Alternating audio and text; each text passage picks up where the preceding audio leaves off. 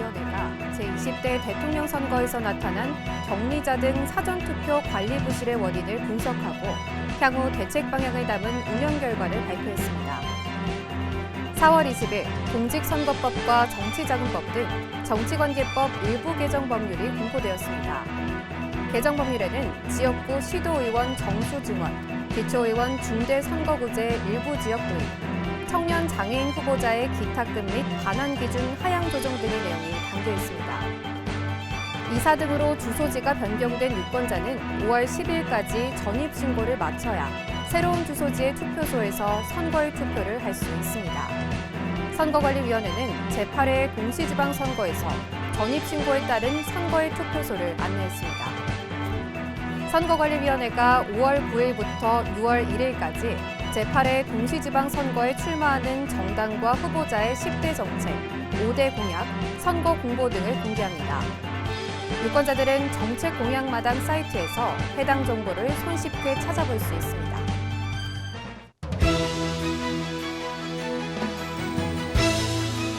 시청자 여러분 안녕하십니까? BTV 뉴스입니다. 중앙선거관리위원회는 신속한 조직의 안정화와 완벽한 지방선거 관리를 위한 조치로 선거관리혁신위원회를 구성하여 운영했습니다. 이와 관련해 최근 선거관리혁신위원회 운영 결과를 발표했는데요. 어떤 내용이 있는지 자세히 전해드립니다. 중앙선거관리위원회는 지난 3월 17일 신속한 조직의 안정화와 완벽한 지방선거 관리를 위한 조치로 중앙선관위위원, 직원, 외부 자문위원 등으로 구성되는 선거관리혁신위원회를 설치하여 운영했습니다. 선거관리혁신위원회는 제20대 대통령 선거의 사전투표 부실관리 논란의 원인과 책임을 면밀하게 규명하고 재발 방지 대책 등을 강구하기 위해 다양한 논의를 해왔는데요. 최근 제20대 대통령 선거에서 나타난 격리자 등 사전투표 관리 부실의 원인을 분석하고 향후 대책 방향을 담은 운영 결과를 발표했습니다. 먼저 혁신위는 격리자 등의 사전투표 절차에 대한 지침인 특별관리 대책이 부실했음을 지적했습니다. 격리자 등 사전투표 참여 수요와 소요 시간을 제대로 예측하지 못했고 수도권 등의 격리자 등이 집중되어 있는 점에 대한 대비가 부족했으며 절차가 복잡하고 시간이 많이 걸리는 임시기표소 투표 방식을 사전투표에 사용한 점을 꼽았습니다. 또 중앙선거관리위원회의 정책결정 시스템에도 결함이 있었다고 지적했는데요. 사전투표 기간을 불과 일주일여 남긴 2월 25일에야 특별관리대책이 시달되고 위원회의와 위원장에게 충실히 보고되지 못한 점 등 의사결정의 실기와 보고 미비를 주요 원인으로 꼽았습니다. 이뿐 아니라 격리자 등이 기표한 투표지를 투표사무원이 투표함에 대리 투입하는 임시기표소 투표 방법에 대한 국민적 사전 홍보도 부족했고 인력 수급난, 관계기관과의 협조 체계 미비, 사전투표 장비 부족과 노후화, 적정한 사전투표소 시설 부족 등의 구조적 원인도 함께 지적했습니다. 이에 혁신위는 재발 방지를 위해서 투개표 인력 조기 확보, 선거 현장 지원 강화, 혼잡 사전투표소 안내 앱 개발 검토 등의 특별관리 방안을 제안했습니다. 또 제22대 국회의원 선거 전까지 노후화된 사전투표 장비의 전수교체가 필요하고 선거일이 임박한 제8회 동시지방선거에서는 현재 보유한 장비를 시도 간 재조정하는 방안을 제시했습니다. 혁신위는 선거관리가 국가사무로서의 실질적 협조체계가 가능하도록 선거협의체를 법제화해 구성 운영할 것과 투개표 종사 인력에 대한 소송 등 지원을 강화할 것을 제안하고 인력 확보를 위해 지방자치법상 지방자치단체의 사무에 선거 사무를 명시하는 방안을 검토할 것을 제시했습니다. 최근 사전투표 부실관리 논란 등 중대 이슈 발생에 대비한 전사적 위기 대응 관리체제 마련도 필요하다고 보았습니다. 이와 함께 혁신위는 선거 환경 변화에 대응해 비선거 관리 업무는 축소, 폐지, 통합하고 중앙선관위의 슬림화와 탄력적인 조직 운영과 선거관리 역량 강화를 위한 인사 시스템 마련, 감사 기능 강화와 독립성 확보, 외부 전문기관의 심층적 조직 진단 등을 제안했습니다. 중앙선거관리위원회는 혁신위가 제시한 방안 중 지방선거에 적용 가능한 사항은 즉시 시행하고 그 외 사항은 종합적으로 검토해 추가 반영 여부와 구체적인 실행 방안 등을 수립 시행할 계획이라고 밝혔습니다. 지난 20일 공직선거법과 정치자금법 등 정치관계법 일부 개정 법률이 공포되었습니다. 이번 개정 법률에는 지역구 시도의원 정수 증원, 기초의원 중대선거구제 일부 지역 도입, 청년 장애인 후보자의 기탁금 및 반환 기준 하향 조정 등의 내용이 담겨 있는데요. 제8회 동시지방선거부터 적용되는 개정 법률에는 어떤 내용이 담겨 있는지 구체적으로 알아봤습니다. 지난 20일 지역구 시도의원 정수 증원, 기초의원 중대선거구제 시범 도입, 청년 장애인 후보자의 기탁금 및 반환 기준 하향 조정, 선거 사무관계자 수당 인상 등의 내용이 포함된 정치관계법 일부 개정 법률이 공포되었습니다. 이번에 개정된 법률을 구체적으로 살펴보면 시도의원 지역선거구와 시도별 자치구 시군의원 총 정수가 변경됐고 시도별 지역구 시도의원 총 정수의 조정 범위를 20%로 상향했습니다. 그리고 지역구 시도의원 최소 정수를 5만 명 미만 자치구 시군은 1명, 5만 명 이상 자치구 시군은 2명으로 구분했습니다. 또 하나의 시도의원 지역구에서 4인 이상 자치구 시군의원을 선출하는 경우 2개 이상 지역구로 분할이 가능했던 규정을 삭제하고 기초의원 중대선거구제 확대 도입의 효과 검증을 위하여 국회의원 선거구 기준 전국 11개 선거군의 기초의원 선거구당 선출 인원을 제8회 동시지방선거에 한정하여 3인 이상 5인 이하로 확대하였습니다. 이 외에도 청년과 장애인의 정치 참여 활성화 방안, 코로나19 격리자 등 유권자에게 별도의 투표 시간을 부여하는 내용도 개정 법률에 포함됐는데요. 현재 후보자는 연령 등에 관계없이 선거별 일정 금액의 기탁금을 납부하던 것이 장애인 또는 29세 이하인 경우 해당 선거 기탁금의 50%를, 30세 이상 39세 이하인 경우 70%를 납부하게 했습니다. 기탁금 반환 요건도 장애인 또는 39세 이하인 후보자가 유효 투표 총수의 10% 이상 득표한 경우 전액을, 5% 이상 10% 미만 득표한 경우 50%를 반환하도록 했습니다. 선거 사무 관계자 등 수당을 현행의 2배로 일괄 인상하여 법에 직접 규정하고 수당 인생액에 연동하여 선거 비용 제한액을 함께 늘리도록 하였습니다. 한편 감염병 격리자 등의 선거일 투표소 투표 시간을 현행 오후 6시부터 오후 7시 30분까지 운영하던 것을 오후 6시 30분부터 오후 7시 30분까지 운영하는 것으로 바꿨고 사전투표 둘째 날에 오후 6시 30분부터 오후 8시까지 운영하도록 하였습니다. 여성 후보자와 장애인 후보자를 추천했을 때 배분했던 보조금 배분 방식에도 변경이 생겼습니다. 여성 추천 보조금 배분 방식은 전국 지역구 총수의 30% 이상 추천한 정당에 보조금 총액의 50%를 배분하고 20% 이상 30% 미만 추천 정당은 보조금 총액의 30%를, 10% 이상 20% 미만 추천 정당은 보조금 총액의 20%를 기존의 배분 기준에 따라 지급합니다. 장애인 추천 보조금 배분 방식은 전국 지역구 총수의 5% 이상 추천 정당은 보조금 총액의 50%를, 3% 이상 5% 미만 추천 정당은 보조금 총액의 30%를, 1% 이상 3% 미만 추천 정당은 보조금 총액의 20%를 기존의 배분 기준에 따라 지급합니다. 중앙선거관리위원회는 4월 20일 공직선거법 일부 개정 법률이 시행됨에 따라 선거구역이 변경된 예비후보자는 법 또는 선거구 획정 조례 시행 이후 10일까지 출마하고자 하는 선거구를 선택하여 관할 선관위에 서면으로 신고해야 하고 만일 기한 내에 신고가 없는 경우 예비후보자의 등록이 무효가 된다고 밝혔으며 예비후보자는 선거비용 제한액 등 변경된 사항을 꼼꼼히 확인해야 한다고 전했습니다. 선거철에 이사 등으로 주소지에 변경이 있었다면 선거일에 어디서 투표해야 하는지 궁금하셨던 분들 계실 겁니다. 선거관리위원회는 6월 1일 실시하는 제8회 동시지방선거의 전입신고에 따른 선거일 투표소를 안내했는데요. 관련 내용 전해드립니다. 6월 1일 제8회 동시지방선거의 선거일에는 유권자 본인의 주소지 관할구역 내에 지정된 투표소에서 투표할 수 있습니다. 그런데 이사 등으로 주소지가 변경됐다면 전입신고 시기에 따라 선거일에 투표할 수 있는 투표소가 달라질 수 있는데요. 선거관리위원회는 전입신고에 따른 선거일 투표소 관련 내용을 안내했습니다.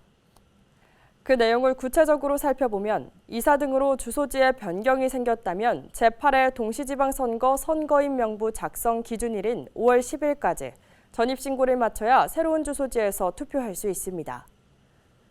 선거일 투표소는 투표구별로 작성하는 선거인 명부에 따라 지정되고 선거인 명부는 선거일 전 22일 현재 주민등록이 되어 있는 선거권자를 조사하여 작성하기 때문입니다. 그러니까 5월 10일까지 전입신고를 했다면 새로운 주소지의 투표소에서 투표할 수 있지만 5월 11일 이후 전입신고를 했다면 이전 주소지의 투표소에서 투표해야 하는 것입니다. 다만 사전투표 기간인 5월 27일부터 28일은 전입신고 시기와 관계없이 전국 읍, 면, 동마다 설치된 사전투표소 어디에서나 투표할 수 있습니다. 선거관리위원회는 이사 등으로 주소지가 달라졌다면 전입신고 일자에 따라 선거일 투표소가 달라질 수 있으니 전입신고 일자를 확인한 후 투표소에서 소중한 한 표를 행사해달라고 당부했습니다. 선거관리위원회는 정당과 후보자의 정책과 공약에 대한 유권자의 알 권리를 보장하기 위해 공직선거 때마다 후보자의 선거 공보 등을 제출받아 공개하고 있습니다.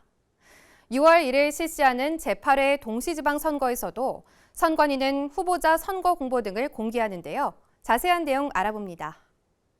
선거관리위원회가 5월 9일부터 선거일인 6월 1일까지 제8회 동시지방선거에 출마하는 정당과 후보자의 10대 정책, 5대 공약, 선거 공보 등을 공개합니다. 선거관리위원회가 동시지방선거 후보자의 선거 공보 등을 공개하는 이유는 정당과 후보자의 정책과 공약 정보에 유권자가 보다 쉽게 접근해 정책 선거를 실현하고 각 후보자들의 공약을 편리하게 비교하여 유권자의 편의성을 증진하기 위해서인데요. 정당의 10대 정책은 5월 9일부터 공개되며 광역자치단체장 및 교육감 후보자의 5대 공약은 5월 19일부터, 선거 공보는 5월 24일부터 공개됩니다. 또 기초자치단체장 후보자의 5대 공약은 5월 19일부터, 선거군의 모든 후보자의 선거 공보는 5월 24일부터 공개됩니다. 후보자 선거 공보 등의 공개는 후보자가 선거 공보 파일 등을 제출하면 선거구 선거관리위원회에서 PDF 파일을 업로드하고 정책 공약 마당을 통해 국민들에게 공개합니다. 특히 후보자들에게 선거 공보 등의 PDF 파일을 이미지가 아닌 문자 인식이 가능한 형태로 제작하도록 안내해 시각장애 선거인이 쉽게 다가갈 수 있도록 개선했습니다. 한편 공개된 후보자 선거 공보 등은 선거일 후에는 당선인 공약을 제외하고 일괄 삭제됩니다. 국고보조금 배분 대상이 되는 정당은 당내 경선 사무 중 경선운동, 투개표에 관한 사무관리를 선거관리위원회에 위탁할 수 있습니다. 이에 선거관리위원회는 최근 국민의힘 시도지사 후보자 당내 경선을 위탁관리했는데요. 자세한 소식 전해드립니다. 선거관리위원회가 최근 국민의힘의 광역단체장 후보자 당내 경선 사무를 위탁 관리했습니다. 선거관리위원회는 국민의힘의 당내 경선 사무 중 광역단체장 후보자 경선의 온라인 투개표 사무를 위탁 관리했는데요. 모두 45만 9,026명의 경선 선거인을 대상으로 PC와 모바일을 이용해 4월 19일에는 대전, 세종, 충북, 충남 지역의 온라인 투표를, 20일에는 인천, 울산, 경기, 경남 지역, 21일에는 대구, 강원 지역의 온라인 투표를 실시했습니다. 선거관리위원회는 온라인 투표 종료 후 비공개 개표를 실시하고 그 결과를 정당에 전달했습니다. 중앙선거관리위원회는 정당의 당내 경선은 공직선거의 예비 단계로 민주적 절차에 따라 치러지는 중요한 법정 사무이기 때문에 앞으로도 공정하고 완벽하게 지원하겠다고 전했습니다. 공직선거법을 위반해 법원의 판결을 받았다는 소식을 종종 접할 수 있습니다. 어떤 행위가 법에 위반되는지 궁금해하는 분들 계실 텐데요. 그래서 그들에겐 무슨 일이에서는 다양한 공직선거법 위반 사례를 알아보고 유권자들이 유의해야 할 점을 살펴봅니다. 오늘은 입당원서 관련 경선운동에 대해 전해드립니다. 지인들을 통해 입당 원서를 모집하는 등 불법 경선운동을 한 혐의로 재판에 넘겨진 A씨. A씨는 공무원으로 재직하고 있던 2015년 국회의원 선거를 앞두고 B당의 후보 경선을 대비하기 위해 지인들을 통해 특정 경선 후보를 위한 당원 100여 명을 모집하는 등 공무원이 할 수 없는 당내 경선에서의 경선운동을 한 혐의를 받았습니다. 뿐만 아니라 A씨는 2014년 10월부터 2015년 5월까지 선거구민 등에게 64만 원 상당의 음식물을 제공한 혐의도 받았는데요. 이에 1심은 입당 원서를 모집하거나 음식물을 제공한 시기, 당시 지역사회의 선거에 대한 관심도와 분위기, 당시 오고 간 대화 내용 등을 종합하면 일련의 행위가 법에 위배되는 경선운동 내지는 정치운동에 해당한다면서 징역 8개월에 집행유예 2년, 자격정지 1년을 선고했습니다. 2심은 1심 형량을 그대로 유지했고 대법원은 이를 확정했습니다. 정당은 공직선거 후보자를 추천하기 위해 경선을 실시할 수 있습니다. 이것을 당내 경선이라고 하는데요. 당내 경선은 정당이 당내 경선에 후보자로 등재된 자를 대상으로 공직선거 후보자를 추천하기 위해 당원 또는 당원이 아닌 자에게 투표권을 부여해 실시하는 선거와 정당의 당헌, 당규 또는 경선 후보자 간의 서면 합의에 따라 실시하는 당내 경선을 대체하는 여론조사로 구분됩니다. 그런데 공직선거에 출마하려는 후보자들이 당내 경선을 위해 불법적인 행위를 했다는 기사를 보신 적 있으실 겁니다. 정당이 당원과 당원이 아닌 자에게 투표권을 부여해 실시하는 당내 경선에서는 경선사무소, 명함, 홍보물, 합동연설회 또는 합동토론회 등 경선 운동 방법을 제한하고 있습니다.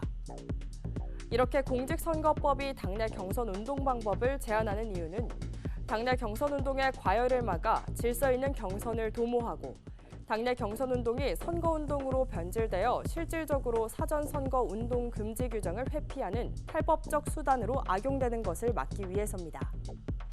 따라서 당내 경선의 실시 여부가 확정되지 않거나 예비 후보자로 등록하기 이전이라고 해도 당내 경선에 참여하려고 하는 사람이 당내 경선을 대비해 공직선거법이 허용하는 범위를 넘어 경선운동을 한 경우 당내 경선운동 위반 행위에 해당하는 겁니다. 또 공직선거법에 따라 공무원 등 선거운동을 할 수 없는 사람은 당내 경선에서 선거운동을 할 수 없고 공무원은 그 지위를 이용하여 당내 경선에서 경선운동을 할 수 없도록 규정하고 있습니다. 공직선거에 후보자를 뽑기 위한 당내 경선도 공직선거법에 적용을 받는다는 점을 꼭 기억해야겠습니다.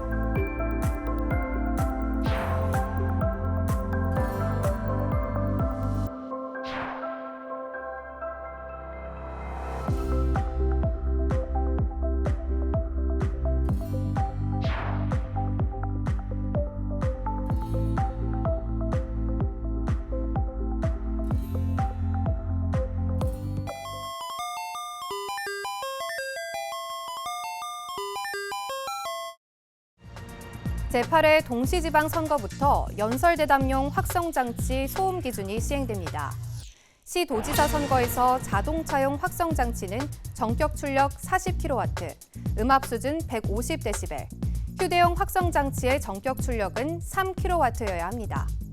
그 외의 선거에서 자동차용 확성장치의 전격 출력은 3kW, 음압 수준 127dB, 휴대용 확성장치의 전격 출력은 30W여야 합니다. 개정된 공직선거법에 따라 공직선거의 후보자가 공개장소 연설대담용 확성장치를 이용한 선거운동을 하기 위해 선거관리위원회에 표지교부 신청을 하려면 사양확인서와 증빙서류를 함께 제출해야 합니다. 중앙선거방송토론위원회가 4월 14일 WBC 복지TV와 토론자별 1:1 수어방송을 위한 업무협약을 체결했습니다. 이번 업무협약으로 앞으로 WBC 복지TV 채널을 통해 중계되는 정책토론회와 후보자 토론회는 토론자별 1대1 수어 방송이 지속적으로 실시될 예정인데요. 중앙선거방송토론위원회는 업무 협약을 계기로 청각장애 선거인의 시청 접근성을 높여 참정권을 보장하는 데 기여할 것이라고 말했습니다. 중앙선거관리위원회가 4월 14일 2022년도 1분기 기탁금을 보조금 배분 대상이 되는 정당에 지급했습니다.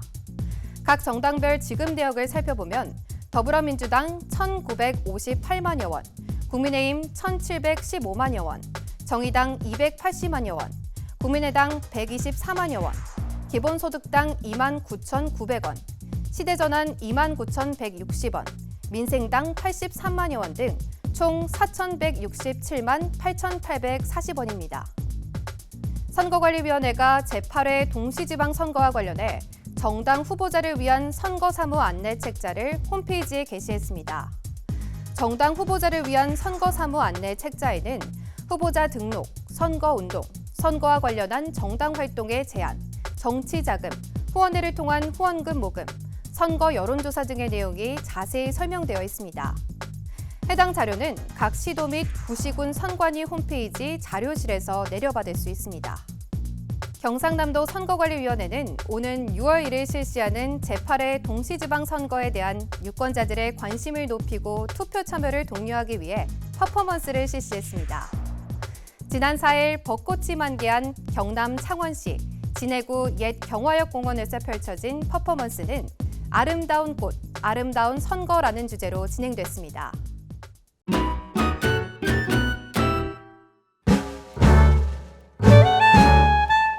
안녕하세요. 저는 국가무형문화재 매듭장 전승교육사 박성경입니다.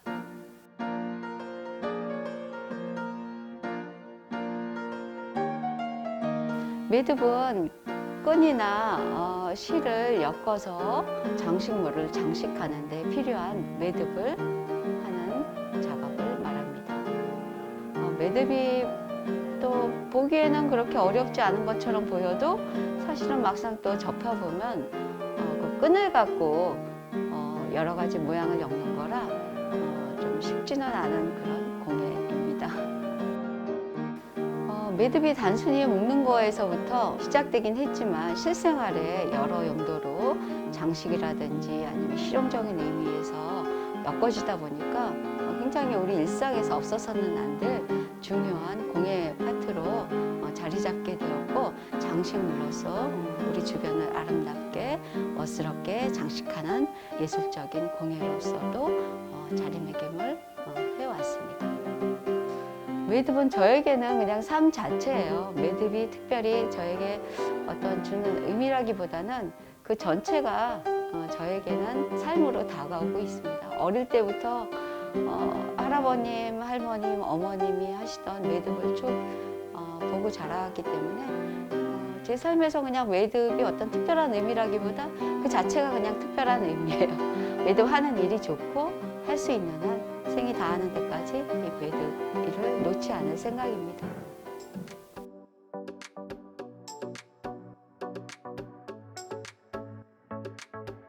어, 2022년도에 매듭이 좀 더 많은 사람들한테 사랑을 받기를 바랍니다. 그리고 저 역시도 건강해서 그냥 매듭 일을 지금처럼 해온 것처럼 꾸준히 그냥 잘 해갈 수 있기를. 몸이 건강해야 일도 할 수 있는 것 같고요. 많은 분들도 몸이 건강하게 자신의 일에 열심을 다해 주셨으면 좋겠습니다. 그리고 이번 6월 지방선거에서 여러분들이 하시는 일에 소신껏 잘 하시듯이 이번 선거에서도 소신껏 여러분들의 권리를 사용해서 꼭 투표를 해주시기 바랍니다. 감사합니다. 오늘 ETV 뉴스는 여기까지입니다. 시청해주신 여러분 고맙습니다.